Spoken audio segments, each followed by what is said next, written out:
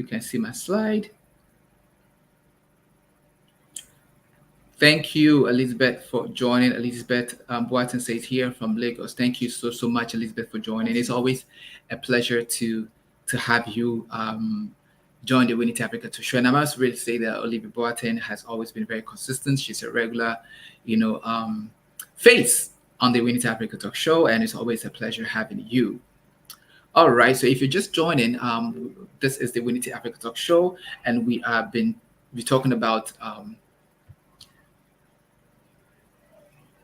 the Nubian people, right? And more specifically, we are narrowing our conversation to agriculture, right? So that is what the conversation is about. So please, just to be sure, if you can see my slide, please put in the comment section that you can see my slide. So I'm not just on this journey alone, right? Okay, all right. So I did mention a short while ago that talking about the fact that the ancient civilization of the Nubian people actually started along the Nile River, and I did mention the fact that it is always good that as an entrepreneur, as an individual, right, and as a member of a community, you must identify the source that keeps you evergreen, right? And conduct your business accordingly. Because essentially, in life, what we spend is energy. It's either you're spending physical energy, mental energy, or spiritual energy, right? And so when you spend energy, it is very important for you to get close to the source from which you replenish, right? And so it's very important as entrepreneurs and as individuals that we know where we are constantly getting fresh ideas, fresh inspiration, so that we are evergreen to be able to solve practical problems that actually put us on a global scale, right? And I did also mention that relevance, as an individual, as an institution, is measured by how many problems you're able to solve, essentially, right? So yeah, and I also did. I talked about the geographical location of Nubia. So let me just quickly, just want to be sure that, okay, so Elizabeth says that she can see me now. Great, great. Thanks, Elizabeth, for that feedback. I hope you can see my slide as well. Awesome. All right. So, looking at the geographical location of Libya, you can see that from the map that I'm showing on the slide. If you can see my slide, is that there is Egypt. Egypt very close to the net as well. Then, of course, there is Nubia, right? And this is exactly what I was talking about when I was talking about the relevance, right? Of the river now. I mean, river, the water is source of life, right? So definitely supporting agriculture, right? Which was really, really a fundamental source of livelihood, right, for the Nubian people. All right, still talking about agriculture because essentially that is what this conversation is really about. So crop and animal farming, and when we talk about crop and animal farming, these are fundamentals, right? But then agriculture is not just limited to this. And I must really say at this point in time that if you want to go into agriculture, you don't really have to even look at, and not just agriculture, but any form of production, right? Most times people are held back in going to any form of production because they look at the production in its entirety. But sometimes it's really important for us to look at production not in its from a holistic point, but the different chains that make up that production. And you can actually pick up a chain in the entire process, right? And add value to it. So for instance, somebody can decide that, okay, I'm going to go into animal farming, right? Somebody can say that I'm not going to be the one in the farm rearing the animals, but I'm going to ensure that I provide effective logistics, because when the farmer raises the animals, right, whether animals or crops, they will have to be transported from one place to the other. And I think that if we start looking at agriculture not from not one, as from the point where an individual is handling the entire process, or an organization is handling the entire process, not just agriculture but any form of production, but picking up maybe a chain, just an aspect of it, and handling it and adding value, then I think that we'll be able to go a long way. So back to the conversation, right? If so, you can decide that, okay, hey, I'm going to handle how that the animals are transported from the farm to the slaughterhouse, right? Or I'm going to handle how when animals are slaughtered for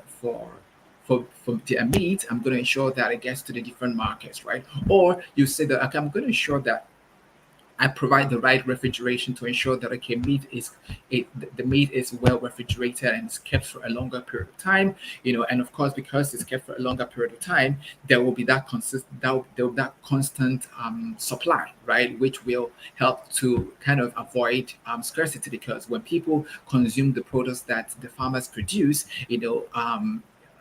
very fast, right? Because they don't have storage facilities.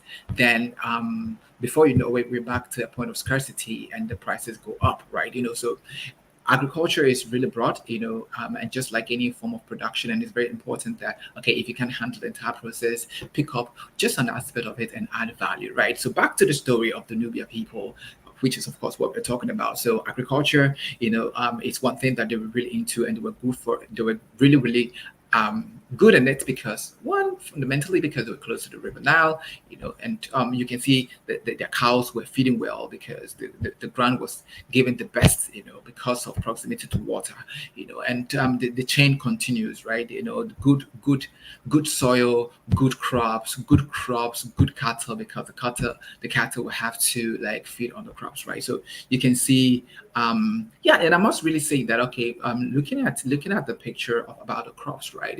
Irrigation, because when we talk about the story of the Nubia people, it's not just a story of agriculture; it's also a story of of tenacity, a story of people who are against different odds, right? Will do everything to ensure that they are productive and that they survive the environment. And so, irrigation is one way, right? So the Nubia people, actually came up with different creative ways, where they were able to use irrigation to actually ensure that throughout, the different seasons, right, of in the year, that their crops were evergreen, right? So and I felt that this is really necessary to mention, right? It's not worthy to mention, because as individuals and as communities, it is our personal responsibility as producers, right? As people who have products and services in the local market, it is our responsibility to make sure that what we stay evergreen, and that we have what the consumers need at every point in time, if we really want to stay in business, right? So it's not just proximity to water, they are to water, and in this context, like the Nile River, they also had systems and processes in place, and in this context, talking about irrigation, to ensure that even when the crops were further away from the Nile River, the irrigation, the artificially created systems, which is like the irrigation, will ensure that they also had water to sustain the crops, right? To ensure that their crops were evergreen, right? So let's look quickly, just go through historical timeline of the Nubian people. Of course, the Nubian kingdoms. So we talk about the Kerma period, which existed between 2500 to 1500 BC, and during this period, we talk about the early Nubian kingdom, which of course focused on trade and agriculture, right? And the prosperity of any community, the prosperity of any set of people, right, is about trade. So it is one thing is that it's important for you to have a product, right? But it's not just the product. You must also have a system that ensures that the product gets to the consumer, right? So there must always be that point of exchange. Wealth transfer is at the point where there's an exchange. So no matter how good your services are, no matter how many products that you have, no matter how effective those products are, there could be global standard, right? If you're not able to build systems and structures that ensures that there's a trade of the resources that you have for other things, right? Then there cannot be a wealth transfer. So the Kerma period between 2500 to 1500 BC, was actually like the early Nubian kingdom, which of course focused on trade and agriculture, like I did mention earlier. Still on the historical timelines, we talk about the kingdom of Kush, which was 1070 BC to 350 AD. This period, that's during the kingdom, the Kush kingdom, they developed advanced irrigation systems for agriculture, which is what I talked about, right? So we must always understand that the world is like this planet that we live on is like a cycle. So there's always that cycle where there's abundance. There's always that cycle where it seems like you have never experienced abundance before. And so it's really, really important, right? Like in the time of abundance, you are able to save. In the times of abundance, you're able to learn the wisdom that ensures that you are able to reproduce the same results when the seasons change. And so that's why the issue about irrigation was it's really, really critical, right? So when the weather is not safe, so favorable for when the weather is not favorable, and of course, when people have to still do farming, right, farther away from the river now, the irrigation system is one way that they ensure that the water was made available and that their crops were ever growing, right. So we can also talk about the Meroitic period between 300 BC and 350 AD, where there was expansion of farming practices, contributing to the region's wealth. So essentially, I think that as we talk about the Nubian people and talk about, and narrow the conversation to agriculture, we must have at the back of our minds, right, that there was a lot of wealth that existed in prehistoric African nations, right, and this wealth was as a result of what this prehistoric African people were doing, and essentially they were into agriculture, all forms of agriculture, right, holistic agriculture. They had people who were into crop farming, people who were into animal farming, and not just that they were into crop farming and animal farming. They built systems and structures that ensured productivity, right? And that these things actually created the room, to be able to engage in trade, not just internal trade with themselves, but also with people across, like their location, right? And that ensured sustainability of their standards of living, and that also ensured that there was transfer of wealth, right? Right. Now, we cannot really talk about the Nubian people really without bringing Egypt into the picture, right? So let's just quickly talk about the relations with between the Nubian people and ancient Egypt. There was trade in agricultural products. Of course, it makes a lot of sense, right? Because of proximity, cultural exchanges took place, which is typical every time that there is a trade. We don't just trade goods and services; that we also trade in culture. In culture, there's always cultural exchange, right? And so every time that we have the opportunity to engage in trade, it's also an opportunity for us to build our culture, right? Export the strengths of our culture to the world, and whilst we also enrich our culture by through the ideas that the global community also has to offer. The essence of this is that culture is constantly changing. We are empowering our culture because we cannot really, as a people, you can't exist outside your culture, and so the strength of your culture to a very large extent reflects the strength of who we are as a people. And so there was trade in agricultural products, cultural exchanges took place, and there were also warfare between Nubia and Egypt, right? So those were the different kind of interactions that happened: trade interactions, warfare interactions, and of course cultural exchange. The Nubian, pharaohs, of the 25th, dynasty ruled over Egypt. It's really good to know, right? And this took place in 747 to 656 BC, right? So once upon a time, if you could put that expression, Nubia actually ruled over Egypt, right? Yeah, you know, and it's really, really amazing, right? It's really, really amazing to know. And I thought to really mention this because most times we talk about the cradle of world civilization is Egypt, right? But before Egypt, right? There was Nubia, right? And I just thought to like mention that. Another thing that we must also bring to light is the influence of Nubian agriculture techniques on Egypt, especially in the cultivation of grain and use of the Nile for irrigation, right? So Egypt is known for certain things, right? But then the things that we give Egypt credit for, which is okay, right? This thing started from somewhere, which is really, really critical. See, nobody lives in an island. Even in our present communities, the things that make us strong, the things that can put us on a global scale and make us relevant, we got them from somewhere. Some people will say, I'm a self-made millionaire, I'm a self-made billionaire, which is that is not really true, because whatever you learned it from somewhere, a bit here, a bit there. And so if we really want to put ourselves on a global global scale of power and of relevance, we must be open to interact with outside cultures. We must be able to be vulnerable, to open up ourselves to learn, right?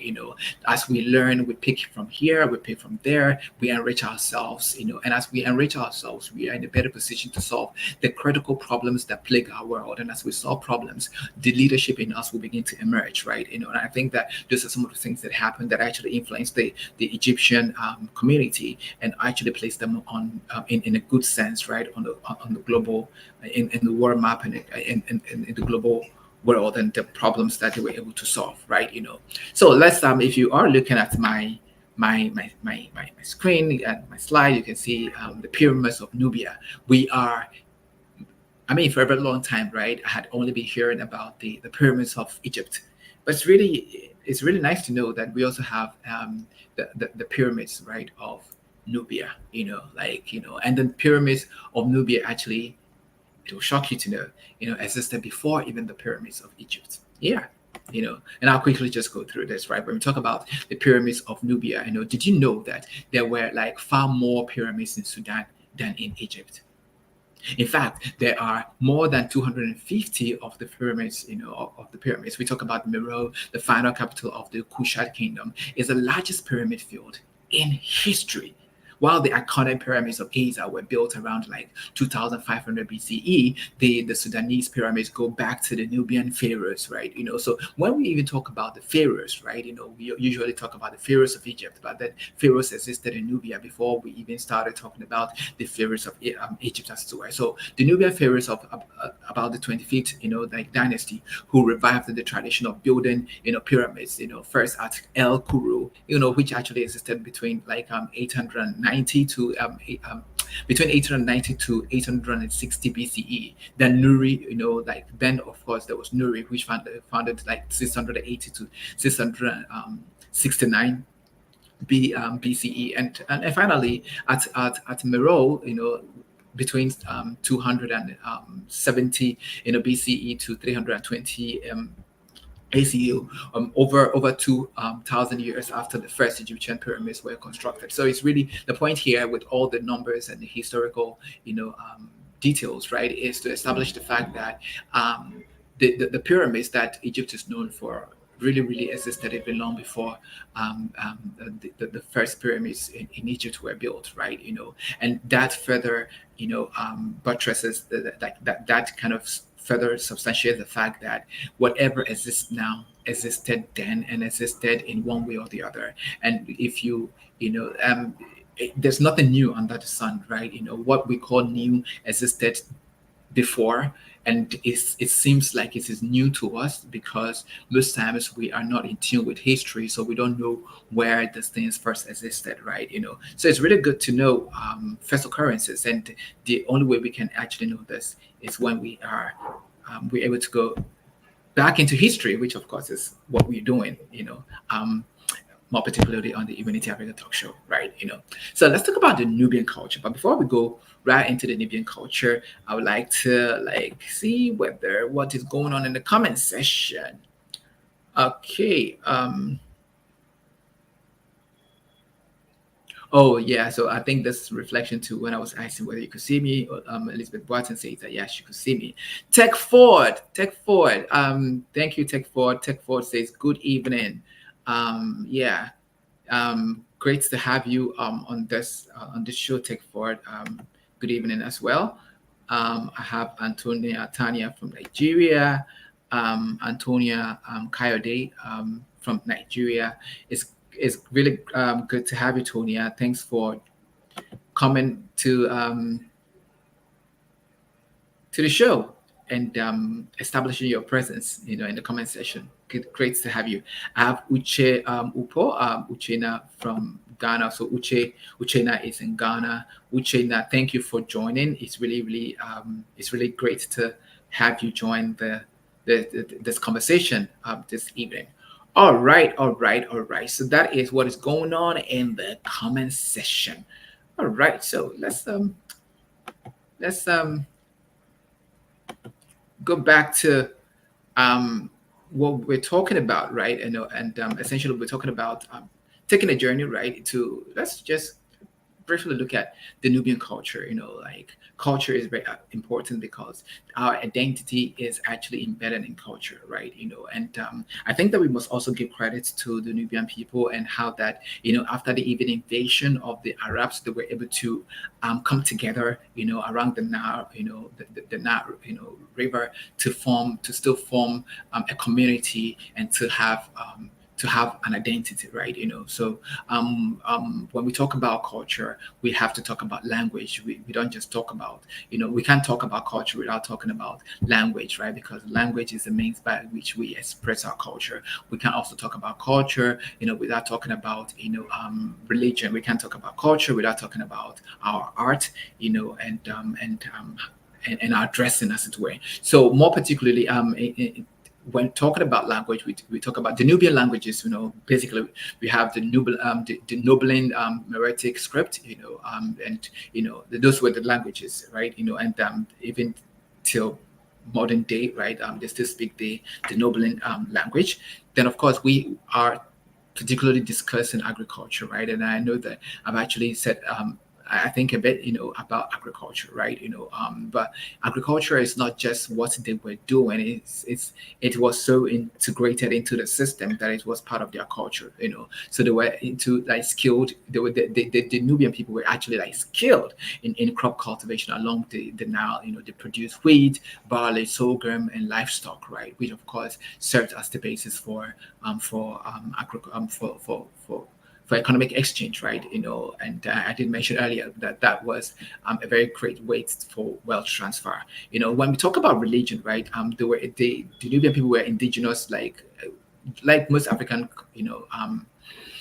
prehistoric nations, right? They were into African traditional worship, right? Of course, before the advent of Christianity and Islam, right? And when we talk about art and agriculture and architecture, we're talking about temples, right? We're talking about pyramids, for example, the pyramids of Meroe. We're talking about pottery and jewelry, right? And I mean, like great history, great ancestry. And it's really, really important for us to know that as Africans, we have a heritage of pride, a heritage that is very rich, and why I am actually emphasizing this is because we need to come to the place where we are fully persuaded about the things that should give substance to our ourself our confidence level, right? Because no matter what you have, you need confidence as the basis to be able to put on a global scale, right? So agriculture. So the role of agriculture, of course, cannot be overemphasized when we talk about the Nubian civilization, right? So we talk about farming techniques, use of the Nile, seasonal flooding for irrigation, right? So understanding even the river, understanding the Nile River, because they understood the Nile River, they use it to their advantage, right? So they were able to use the seasonal flooding, for irrigation purposes, and of course to also know the kind of crops to plant per time, right? Because they understood that okay, there were times where the Nile River was kind of it was flooding, right? So they'll be able to like understand that okay, these are the crops that need a lot of water, right? And then these are the crops that do not need a lot of water. And so they were able to practice the proper crop rotation based on on the seasonal flooding of the Nile River, right? So, well, like I did mention, so key crops were wheat, barley, sorghum, dates, and millet. And of course, when it comes to animal husbandry, they raised cattle, sheep, and goats. Nubians were skilled herders, right? Yeah, and I mean, really, really necessary, right? Because if you talk about the cycle of production, there is water from the river, which is good for the crops. The crops are healthy. The animals feed on the crops, and the animals are healthy. The farmers or the herders sell the animals for good for great gain. There is good exchange of goods and services, and that cycle just continues, goes on and on and on. So we must really establish, right, that the irrigation systems is really one thing that the Nubian people were also known for. So Nubians built, canals and other irrigation methods to enhance food production, ensuring surplus for trade. it is really important, right? To to establish that as individuals and as community members of communities, right? The goal is to get to a place of surplus, right? And we have different start points. So there are times where we have to start where we have to start from the little that we have and build networks and be consistent with our production. But then the goal should be getting to a point where we are able to have surplus, right? Surplus of the goods that we are producing, right? On a global scale, right? So this is one of the things that, of course, the Nubian people were known for, doing agriculture the great way, and not just that, but also ensuring that they had surplus, as it were. Interesting. Okay, so modern Nubians and agriculture. So the Nubians and agriculture today, right? So how does it look like? Nubians and agriculture today. Essentially, when we talk about modern Nubians, they displayed this are displayed by the Aswan High Dam. The Aswan High Dam is a testament to the architectural prowess of the Nubian people. They also continued the traditional farming methods in new regions, right? So moving away from the Nile River, but then the traditional farming methods also exist, and when we talk about traditional farming methods, we're talking about, irrigation, right? Ensuring that, even though you're not close to the Nile River, you are into agriculture, your crops are evergreen, and, you are constantly, like creating surplus, right, for the market. So what are some of the challenges? Some of the challenges, they have the challenges of land loss and resilience through small scale farming, right? And efforts to so they're actually making like efforts to preserve agricultural knowledge as part of their cultural heritage. I did mention that, when we talk about the Nubian people, we're not just talking about, a people who loved agriculture, but then agriculture was more of like part of their culture, right? And so I think that even as people who are into production, as young entrepreneurs, we must come to the point where entrepreneurship has become like a culture to us. It's not so entrepreneurship. We must get to the point where entrepreneurship is not a means for survival, but it is the culture. It is the culture in which we live and we thrive. Building a culture of entrepreneurship because we believe that, hey, we have something that we're offering the world. We believe that we have something that we can exchange, value for, right? And making it a culture, an entrepreneurship culture of, like solving practical problems, right? A culture of saying that, hey, there are problems in our communities, and we are going to look at creative ways that we can solve those problems, right? And until we get to that point, so their life is in phases and stages, right? But then I feel like we should get to the point where we are not just looking at agriculture, as a means of survival, and as we're not just looking at entrepreneurship as a means of survival and as a means of, just getting by, but as a culture, right? So we think entrepreneurship, we breathe entrepreneurship, we live entrepreneurship, and I think it would be great if we can get to that point, where that is like the norm, where we in our homes, in our homes, we teach our children entrepreneurship, right? And not just the vague word entrepreneurship, but breaking it down, right? That, okay, we where people are born into communities where they by nature they solve problems, where people are born into a community where by nature they're not just looking for jobs, but they are creating jobs, right? And if you're looking at my slide, we're looking at local, like, so, yeah, so as part of the culture of the Nubian people, you can see that the local musical instruments, right? Musical a people of culture, a people of color, a people of music, right? So music makes the world go round, right? Yeah. as they say, music is food for the soul, right? So, in bringing this conversation, in wrapping up this conversation, essentially, what are the key contributions, right? To of the Nubian people to civilization, right? So we can say agriculture is a key contribution, right? And of course, essentially, this conversation has been narrowed down to agriculture, and so not just agriculture, but innovations, the innovations in irrigation and crop cultivation that has actually influenced not just the Nubian people, but Egypt and other African regions. It's a great, because those are people who actually like essentially live in places like desert, places where the land is predominantly like desert, right? And it's really shocking when these people are able to engage in agriculture and able to do so well, right? So one of the other key contributions of the Nubia people is trade, right? Export of agricultural goods like grain, dates, and livestock. I mean, you can only export what you produce, right?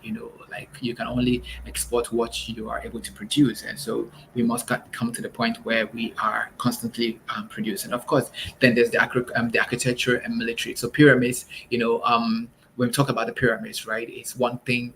It's the pyramids are some of the things that the Nubian people have gifted the world, right? The pyramids and renowned warriors, the renowned warriors, but also renowned warriors with strong agrarian roots, right? So um, it is really important, right? Like, what is your community? If you're there, you could put it in the comment section. What your community is, what your community is known for, and beyond just a community, I think we need to bring the conversation home where you, as an individual, what is your personal brand? What are you known for? What are you contributing to your community? What are you bringing to the world? What problems are you solving on the global scale? Moving to a point where our relevance is not just local but also global. So, what are the problems that we are going to be known for solving, right? The world is going to remember us, right? For the problems that we solved and how that we made the world a better place, right? And so as we have those conversations, it's really important for us to have at the back of our minds that every individual in this world was created to solve a problem, and the earlier we understood that, the better, right? So just asking ourselves, like, what problem am I really solving, right? Because if you're not solving a problem, then you're neutral. If you're neutral for too long, if you're neutral for too long a time, it's just a matter of time when you become part of the problem, right? So in conclusion, the Nubian people gave an enduring legacy. So there is this enduring legacy of the Nubians, right? And when we talk about this enduring legacy, we're talking about the fact that the people, they gave good agricultural practices to the world, which helped to sustain the civilization, the dense civilization, right? The Nubian culture, of course, including, like I did mention earlier, right? Traditional farming, even like still persists, right? So that would be we'll wrap it up here. The conversation about the Nubia people, in looking more specifically at agriculture, right? Agriculture as it were. All right, all right, all right. So it's been a very wonderful conversation that we've had today. Let's just see what's going on in the comment section. All right, so the strategy club. So hello, that's the strategy club. Hello, this is Divinity Africa. Hello, Elvis Boaten. Hello, Africa. This is such an interesting topic. We are the Strategy Club, a tribe of emerging entrepreneurs, operating in Africa with a big vision but scanty resources, great, but no Godfather, ready to bootstrap their ventures and escalate impact, or income. Solopreneurs, digipreneurs, and entrepreneurs are welcome. Join the train, tscafrica.com. We are glad to be here. Thank you, thank you, thank you so much for that. That's from the Strategy Club, right? The Strategy Club is a place that I will always recommend because as a young entrepreneur, You need to be intentional about building your network, and you need to be very intentional about building a community, because nobody succeeds alone. And sometimes when you feel down, your strength really as an individual is backed up by the strength of the community that you're part of, right? And so if you're out there and you're listening into this conversation, I will encourage you to join the strategy club. All right, all right, all right, awesome. Yeah, so like I did mention, right? So we'll be wrapping up here. It's really been awesome. Thank you all for joining this conversation. Thank you all for the comments. Thank you for participating. Thank you all. It's always nice to have you, and I'll be looking forward to interacting with you next week, right? As we do continue to do what we do, right? Which is, of course, moving from one place, one part of Africa to another part of Africa, talking about how our lives were before the advent of the colonial masters.